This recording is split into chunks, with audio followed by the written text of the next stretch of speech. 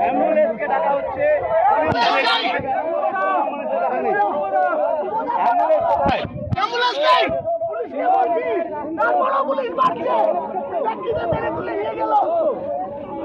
আমরা সকল যেখানে কাজের দাবিতে এসেছিলাম, সকলের কাজের দাবিতে আমরা রাস্তায় আছি। ওনার নাম কি?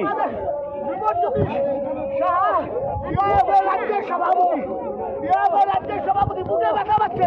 আপনাদের যদি গাড়ি থেকে একদম দেখাবো ডিওয়াইএফআই রাজ্যের সভাপতি।